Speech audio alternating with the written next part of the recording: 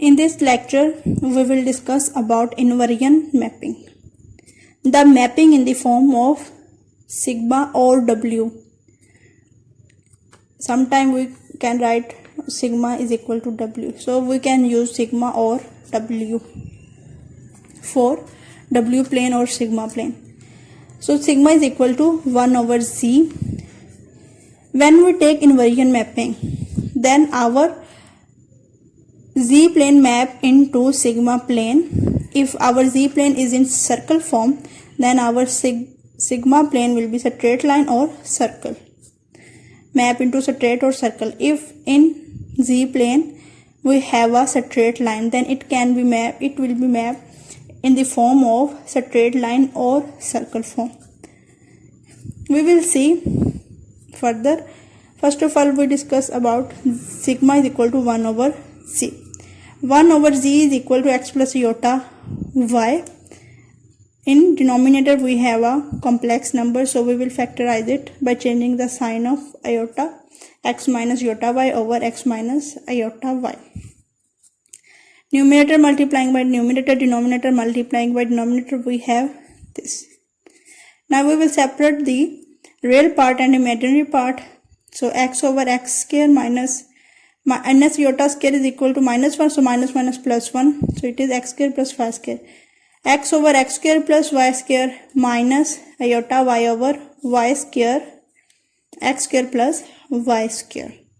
By comparing real and imaginary parts, sigma is equal to x over x square plus y square and eta is equal to minus y over x square plus y square.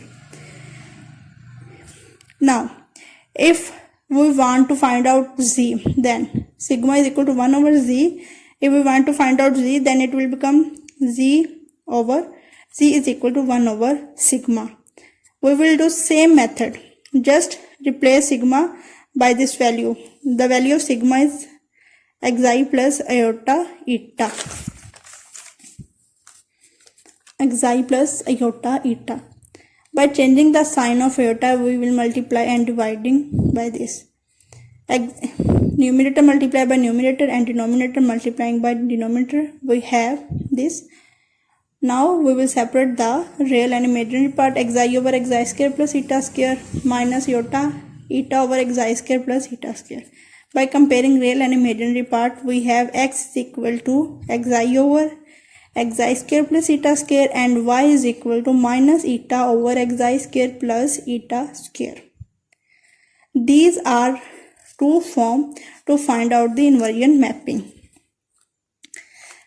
Now we will discuss some important points relevant to invariant mapping. Equation A and B can be used to establish the result concerning straight line and circles.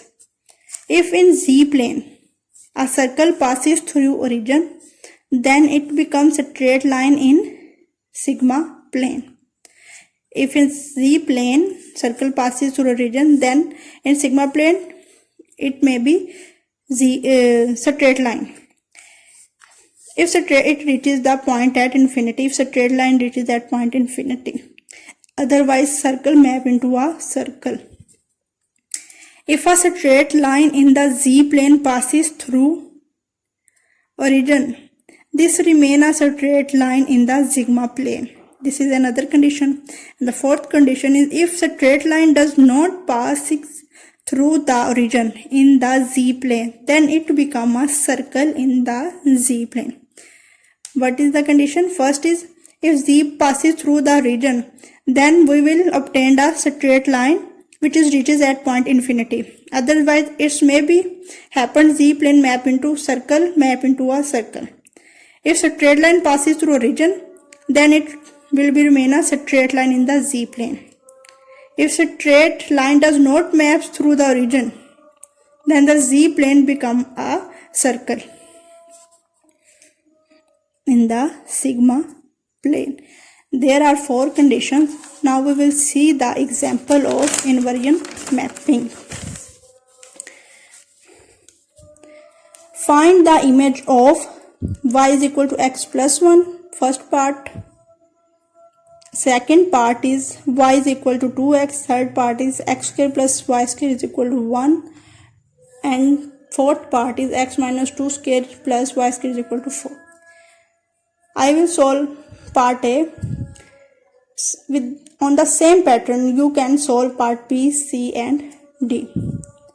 Under the mapping, sigma is equal to 1 by z.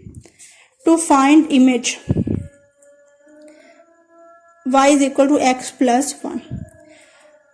We know about the values of y and x which we obtained in previous. As we know that equation A, xi is equal to x over x square plus y square and eta is equal to minus y over x square plus y square. And in equation B, we obtain the value of x. X is equal to xi over xi square plus eta square and y is equal to minus eta over xi square plus eta square. Now we need to find the image y is equal to x plus 1. We just put the values of y and x in this equation. So y is equal to, from equation B, minus eta over xi square plus eta square is equal to x xi over xi square plus eta square plus 1. Just by taking LCM of this side, we have xi plus xi square plus eta square over xi square plus eta square. Denominator cancel out with this. We have minus eta is equal to xi plus xi square plus eta square. By rearranging this, we have this line. And we have a xi square plus xi plus eta square plus eta is equal to 0. On this and this, we use completing square method. For completing square method, we have condition. Our square form variable coefficient is 1, so it is fulfill this condition. So by dividing this coefficient by 2, we will add square on both sides. So xi square plus xi plus 1 by 2 square plus eta square plus eta plus 1 by 2 square. We add this side and this side 1 by 2 square.